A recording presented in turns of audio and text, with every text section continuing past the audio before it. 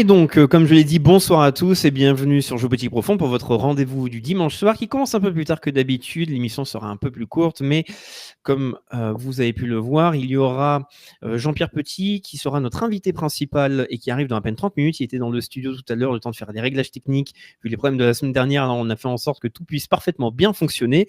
Et avant de faire venir donc Jean-Pierre Petit, je voulais vraiment faire venir à nouveau Antoine Bachelin-Sénat qui était présent donc la semaine dernière pour une chronique importante sur un sujet d'actualité important, mais il y a eu différents problèmes techniques qui ont empêché de garder l'émission. Donc ça me semble nécessaire de le faire revenir pour en parler. Mais voilà, avant que vous vous posiez tous la question, mais où est Jean-Pierre Petit? Il est là dans moins de 25 minutes.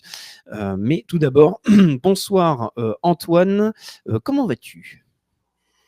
Tudo bem, merci de me recevoir, Raphaël. Un plaisir ici de partager ce qui se passe au Brésil et pour le monde aussi. On va l'expliquer. Exactement. Donc, en tout cas, alors si l'image peut avoir quelques problèmes, là normalement le son devrait être bon. N'hésitez pas à nous dire dans le chat si le son est bon de votre côté. Pour l'image, c'est normal qu'il y ait quelques saturations, mais là normalement tout devrait être stable. Donc en tout cas, avant l'arrivée de Jean-Pierre Petit, là, comme je l'ai dit, il semblait nécessaire de pouvoir reparler de cette actualité qui est très importante pour parler d'un pays dont on ne sait pas forcément grand-chose, on s'y intéresse très peu alors qu'il a une position très importante sur un plan donc géopolitique. Et donc, c'est le Brésil et la fameuse affaire des Brazil Files. Et donc, Antoine, je vais te laisser la parole pour cette chronique-là. Étant donné que la semaine dernière, il y a eu quelques couacs, je vais te laisser en fait repartir de zéro, refaire en fait une contextualisation totale et surtout nous expliquer les nouveautés qu'il y a, parce que tu m'as envoyé un message pour me dire il y a encore plus de choses à dire. Donc, je vais te laisser la parole et le son est apparemment nickel. Donc, Antoine, je te laisse la parole. Super, merci Raphaël. Le Congrès américain a partagé un document de plus de 500 pages, des documents judiciaires confidentiels, et ce document s'intitule, ouvrez les guillemets, l'attaque contre la liberté d'expression à l'étranger et le silence de l'administration Biden, le cas du Brésil. Il va y avoir 4 implications liées à ces Twitter Files Brésil. Alors, je vais vous expliquer les 4 implications qui seront les 4 points de mon développement et puis je rentrerai en détail dans ce que sont les Twitter Files Brésil. Le premier point, la violation des procédés judiciaires que la loi américaine ne permet pas pour des entreprises américaines et ne laisse pas passer. Le deuxième point, les répercussions légales sur Meta, Instagram, WhatsApp aussi qu'ils ont acheté, YouTube et les autres plateformes. Le troisième point, une ingérence du FBI, la CIA, les services secrets, le State Department. Le Congrès américain a fait une requête d'obtenir les emails échangés entre le State Department des États-Unis et la Cour suprême brésilienne concernant la censure. Le quatrième point, les États-Unis vont légiférer très rapidement avant les élections de cette année. On a les élections de Trump, c'est un moment crucial. Ils vont vouloir ajouter de nouveaux mécanismes de protection de la liberté d'expression. Ils veulent la confidentialité de nos données personnelles sur Internet et plus d'intégrité du processus électoral. Donc voilà, l'intérêt ici, c'est que cela serve d'inspiration et d'exemple pour les députés d'autres pays et que les citoyens fassent pression sur leurs députés. Donc voilà en quoi, en introduction, ces Twitter Files Brésil sont extrêmement importants et donc les 4 points d'implication, les 4 points qu'on va détailler ici. Donc voilà, je commence. Elon Musk, sachez-le bien, il a acheté Twitter en octobre 2022. C'était durant les campagnes électorales brésiliennes. Il a accès à toutes les discussions internes de Twitter, à toutes les demandes de ce qu'on appelle l'état profond. Et il l'a démontré déjà lorsqu'il a acheté Twitter, qu'il avait relayé lors de Twitter Files déjà le cas du laptop d'Hunter Biden et comment l'État profond avait fait pression directement sur les fonctionnaires de Twitter pour qu'ils censurent. Eh bien, il le refait à nouveau en ce qui concerne le Brésil avec ses Twitter Files Brésil. Et donc, Elon Musk, avec ses questions, il a évoqué aussi le fait que d'autres entreprises comme Meta, Instagram, YouTube n'ont pas dénoncé ce qu'il s'est passé au Brésil. Et en fait, au Brésil, si vous voulez, il y a eu des ordres illégaux de la Cour suprême, des ordres qui ne respectent pas la constitution brésilienne.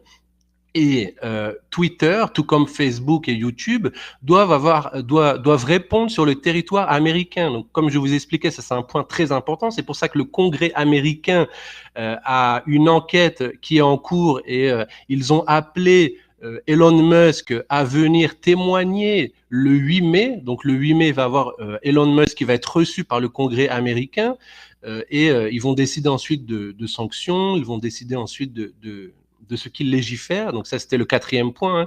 Ils veulent légiférer pour ajouter de nouveaux mécanismes de protection de la liberté d'expression, la confidentialité de nos données personnelles qui est un point de préoccupation dans tous les pays. Et donc, il faut là-dessus être très attentif pour pouvoir faire pression sur nos députés et voir ce qui va se passer. Et surtout, plus d'intégrité du procédé électoral. Donc, on va revenir sur le cas. Elon Musk a expliqué le fait qu'il y a une violation des procédés judiciaires que la loi américaine ne permet pas pour des entreprises américaines. Et il demande pourquoi, par exemple, Zuckerberg de Meta n'a pas dénoncé ce que la Cour suprême brésilienne demandait. Est-ce que lui a obéi à leurs ordres illégaux, lui et d'autres fondateurs aussi, hein, l'équipe de Google sur YouTube? Pourquoi ils n'ont rien dénoncé? Pourquoi ils ont obéi aux ordres illégaux de la Cour suprême brésilienne? Et si cela est prouvé, et donc Elon Musk va être reçu le 8 mai devant une commission spéciale du Congrès américain, si cela est prouvé, il va y avoir des sanctions financières et aussi pénales, c'est pas du civil, hein, c'est vraiment du pénal sur le territoire américain contre ceux qui ont accepté des ordres illégaux. Donc Twitter n'a pas fait ça.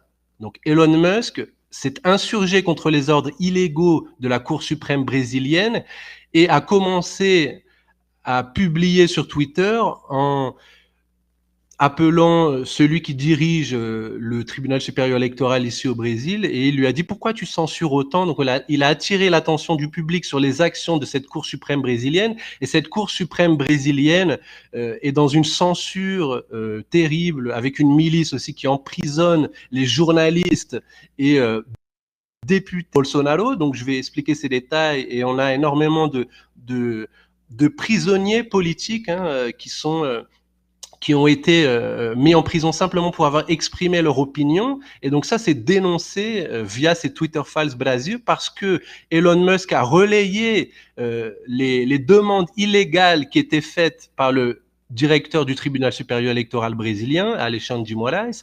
Et donc Elon Musk l'a exposé.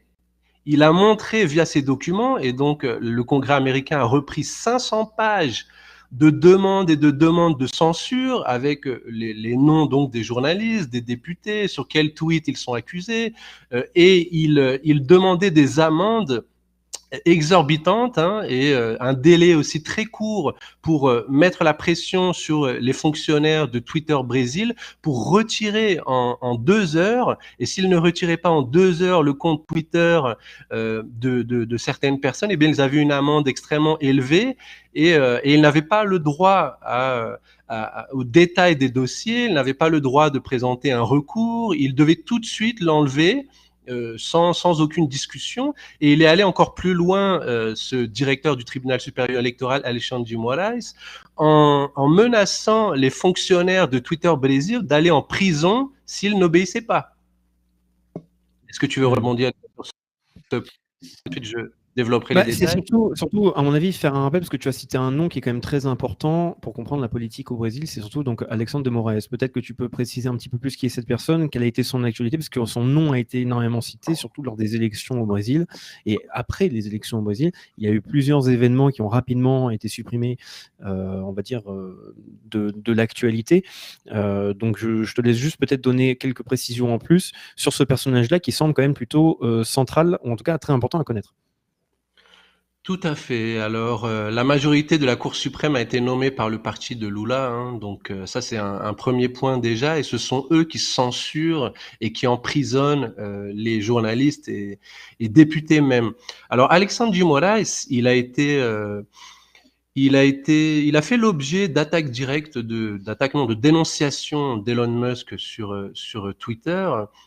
Et Elon Musk a lui-même dit que Alexandre de Moraes tient en laisse Lula.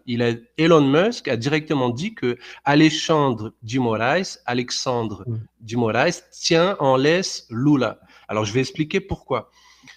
Et vous allez voir qu'il y a des histoires de hackers, des histoires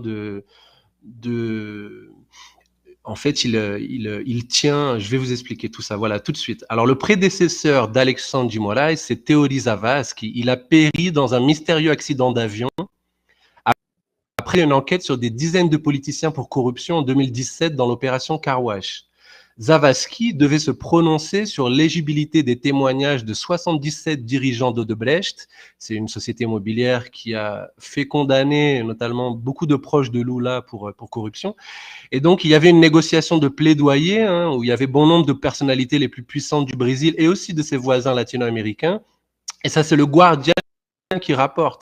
Donc, ce sont des médias étrangers qui rapportent. Alors, selon le Guardian et d'autres rapports, les enregistrements du vol suggèrent qu'il n'y a eu aucun dysfonctionnement de l'équipement, la communication avec le pilote n'indique aucune difficulté. Et Alexandre de Moraes, justement ce directeur du tribunal supérieur électoral qui est épinglé dans cette censure avec Elon Musk, eh bien, il a été nommé remplaçant de Zavascki par le président Temer. Donc Temer, c'est celui qu'il a assumé après Dilma Rousseff. C'était le vice de Dilma Rousseff qui a connu un impeachment pour corruption. Et il a été nommé par Temer alors qu'il était ministre de la Justice et de la Sécurité publique. Mais, et c'est là le point très important, vous allez voir, il y a eu une nomination de Alexandre de Moraes, acteur, qui a fait chanter le maire avec des intentions commettantes et obtenu du téléphone de et on a eu là Alexandre de Moraes qui s'est appelé lui, il a vraiment une de celui qui aujourd'hui est brésilien. Pour expliquer Alexandre de Moraes. Je vais continuer ensuite. Peut-être tu veux rebondir, Raphaël? Non, je te laisse continuer. Très bien. Et donc, on a eu des journalistes de gauche, les Twitter Files Brasil. Ce qui est vraiment intéressant, c'est que ce sont des journalistes de gauche qui ont dénoncé. C'est une opération d'hameçonnage en termes de communication. Les médias mainstream ont été obligés de relayer ces faits-là. Les médias mainstream ont été obligés de relayer le fait que il y a eu cette censure énorme. Donc, je vais détailler aussi les documents qui sont 500 pages, qui sont relayés par le Congrès américain. Et donc, ces documents sont liés aux demandes de censure sur Twitter et montrent que la Cour suprême brésilienne a exigé l'interdiction ou le blocage permanent de plus de 150 profils de politiques et journalistes. De façon confidentielle, sans explication apportée, aucune possibilité de faire appel pour différentes plateformes de réseaux sociaux. Alors là, on a ce qui est appelé un système, et c'est là où il faut faire attention dans d'autres pays, parce qu'on a un système le plus avancé de complexe industriel de censure.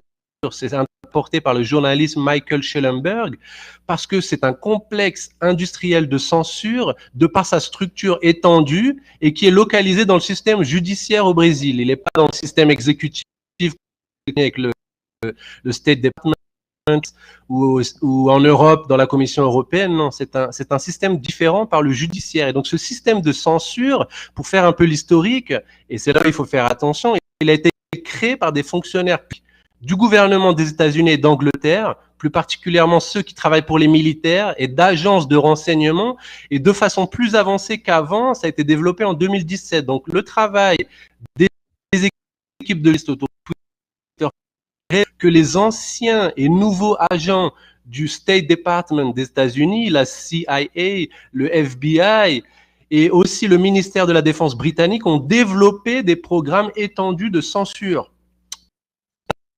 Par exemple, la Fonds national de la science ont financé la création d'outils de censure avec de l'intelligence artificielle pour Facebook, Instagram, Twitter et autres plateformes de réseaux sociaux pour développer de la censure de masse.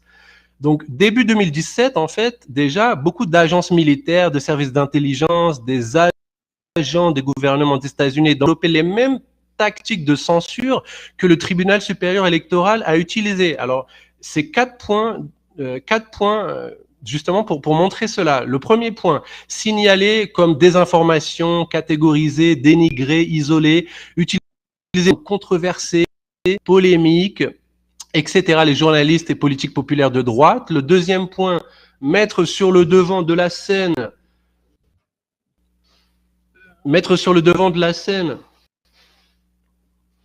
Apparemment, je j'ai te mon laisse écran qui continuer. est Alors, coupé, Antoine, ouais. en fait, comme tu as pas mal de coupures en fait au niveau donc de la connexion, je vais te demander de faire en fait un petit peu plus court. Je commencerai l'entretien avec Jean-Pierre Pelletier un petit peu plus tôt parce que apparemment il y a pas mal de coupures de son. Donc, je vais te laisser continuer et aller le plus rapidement possible vers les nouvelles informations sur les Brazil Files. Très bien. J'ai enlevé la caméra, peut-être ce sera un peu mieux. Alors, donc, ils utilisent dans un troisième point, non, déjà dans un deuxième point, ils mettent sur le devant de la scène des soi-disant spécialistes, et ça, on le remarque dans le monde entier, hein, donc ça se passe dans le monde entier, c'est vraiment très important. Dans le deuxième point, ils mettent sur le devant de la scène des soi-disant spécialistes du gouvernement ou des financés par le gouvernement ou directement des unités de renseignement et d'espionnage, cela afin de collecter des évidences sur ceux qui sont étiquetés auparavant, qui ont été étiquetés auparavant. Le troisième point, c'est utiliser des tiers, soi-disant influenceurs, pour réclamer des changements des termes de service des réseaux. Le quatrième point, mettre la pression sur les annonceurs, boycotter les vidéos qui permettent la liberté d'expression, et cela a particulièrement bien fonctionné sur Facebook et Instagram. Donc le tribunal supérieur électoral ici au Brésil, et ça a été prouvé avec ses Twitter Files Brasil, il a piloté les mesures draconiennes au Brésil avec beaucoup de ses recherches et méthodes de pression pour censurer au Brésil, et certains journalistes ont montré que cette action était financée par les agences du gouvernement des États-Unis. C'est pour ça que ça a été repris par le Congrès américain. Et notamment, le modèle du tribunal supérieur électoral brésilien, il reflète un modèle de partenariat public-privé qui utilise des petits groupes pour faire la censure du gouvernement. Et donc, le document du Congrès américain cite aussi l'action d'organisations de censure les plus influentes. On a l'Aspen Institute, l'Observatoire d'Internet et de Stanford. Eux, ils ont censuré depuis le Covid-19, depuis les élections 2020. Et donc, on le voit directement avec ces Twitter Files Brasil qui ont été montrés par Elon Musk, qui a acheté entre le premier et le deuxième tour des élections brésiliennes. Il montre justement cette interférence et cette pression des agences gouvernementales en partenariat avec le tribunal supérieur électoral. Le tribunal supérieur électoral lui-même cite par exemple le document final du partenariat d'intégrité électorale de Stanford, qui a publiquement défendu la censure de point de vue politique conservateur des congressistes eux-mêmes. On a par exemple René Duresta, qui est une ex de la CIA, qui est derrière le projet d'intégrité électorale brésilien qui s'appelle Grafica avec la lettre PH, Graphica. Donc ça, c'est un partenaire stratégique du tribunal supérieur électoral. Et le New York Times lui-même, qui est un journal qui n'est pas du tout pro-Bolsonaro, au contraire, il a déclaré que le Poynter Institute, donc celui qui certifie, si vous voulez, tous les fact-checkers, il a été créé pour faire de façon ouverte ce que la CIA faisait depuis des décennies. Et donc, c'est une entreprise américaine, Twitter, qui doit répondre aux lois des États-Unis, même si elle opère dans d'autres pays, elle est obligée de respecter les lois d'autres pays et elle ne peut pas mener d'actions illégales. Et donc, le tribunal supérieur électoral lui demandait de mener des actions illégales. Et ça, c'est criminel, c'est pas civil. Et donc, c'est quelque chose qui peut donner de la prison. Et c'est pour ça que j'ai abordé les 4 principaux points au départ que je vais répéter à nouveau. On a une violation des procédés judiciaires que la loi américaine ne permet pas pour des entreprises américaines et ne va pas laisser passer. C'est pour ça que le Congrès américain va recevoir Elon Musk le 8 mai. Il va témoigner. Dans un deuxième point, on a les répercussions légales pour les autres entreprises, YouTube, Facebook, Instagram, WhatsApp. Pourquoi eux n'ont pas dénoncé ça ? Pourquoi eux ont obéi à des ordres illégaux et n'ont pas respecté la constitution des pays dans lesquels ils agissaient? Troisième point, l'ingérence qui a été démontrée par le Congrès américain dans ces documents de 500 pages du FBI, des services secrets, du State Department. Ils ont demandé d'avoir tous les emails échangés entre le State Department des États-Unis et la Cour suprême brésilienne. Donc, il va y avoir des sanctions, il va y avoir un ménage. Pour tous ceux qui attendent un petit peu un nettoyage de l'État profond, ça met du temps et c'est ce qui est en train de se faire justement, c'est ce qui est en train d'être démasqué. Quatrième point, les États-Unis vont légiférer, je l'ai élaboré, avant les élections de cette année pour ajouter de nouveaux mécanismes de protection de la liberté d'expression, la confidentialité de nos données personnelles sur Internet et plus d'intégrité du processus électoral. Donc voilà, c'est vraiment très important parce que dans tous les pays du monde, ça doit servir d'inspiration et d'exemple pour que les citoyens fassent pression sur leurs députés. Eh bien, voilà, il va y avoir des répercussions mondiales. Eh bien, merci Antoine. Encore une fois, avec la connexion, on va écourter cette chronique. Dans tous les cas, je pense que tu as pu aborder pas mal de points d'ensemble. Tu avais parlé de la semaine dernière de certains liens qu'on pouvait consulter pour avoir plus d'informations, plus synthétiques. Je crois que c'était soit directement ton site ou même il y avait d'autres liens que tu pouvais conseiller. Est-ce que tu peux les répéter? Comme ça, on va arriver à la fin de cette chronique qui est quand même importante. Je tenais à ce qu'on puisse la refaire. Bon, même s'il y a des problèmes un peu de connexion, et j'en suis désolé. C'est quand même une affaire de censure qui est similaire en fait au Twitter Files, mais qui apporte des éléments importants sur ce pays qu'on ne surveille pas assez, qui est le Brésil. Voilà. Donc je te laisse répéter à nouveau donc les liens qui peuvent être consultés pour avoir plus d'informations sur le sujet, et ensuite on passera à l'entretien avec Jean-Pierre Petit. Très bien, vous allez directement sur twitterfilesbrasil.com, donc c'est Brasil avec un Z comme en anglais, twitterfilesbrasil.com. Donc là, vous avez accès en anglais aux détails, c'est mis à jour aussi. Donc ça va être encore mis à jour le 8 mai. Suivez sur les réseaux sociaux l'intervention d'Elon Musk qui a apporté les documents. Donc le Congrès américain a 500 pages de ces données-là. Vous allez aussi sur antoinebachelinsénat.com où je relaye tout ça et d'autres informations aussi. Je dénonce les communistes au Brésil qui sont déguisés en socialistes. Donc voilà, allez sur antoinebachelinsénat.com, vous avez vraiment beaucoup plus d'informations. Merci à toi Raphaël. Eh bien, merci Antoine. Au plaisir de te revoir très bientôt. On fera d'ailleurs, on en a parlé en off, un entretien plus long, mais sur un ouvrage que tu as pu sortir sur Olavo de Carvalho. Ce sera un entretien plus philosophique. On programmera ça à une seule condition, évidemment, c'est si ta connexion Internet est stable, mon ami. Sinon, on fera un entretien à distance qu'on diffusera, à mon avis, pour s'assurer d'avoir une meilleure qualité. Dans tous les cas, merci beaucoup pour cette chronique qui est importante et qui était évidemment intéressante, mais qui est surtout importante à connaître. Je vous invite à tous évidemment à consulter les deux sites dont a parlé Antoine Bachelin-Sénat, c'est-à-dire soit son propre blog Antoine Bachelin-Sénat, ou sinon les Twitter Files Brésil. Et évidemment, c'est le genre d'information à diffuser. Voilà, donc merci beaucoup Antoine.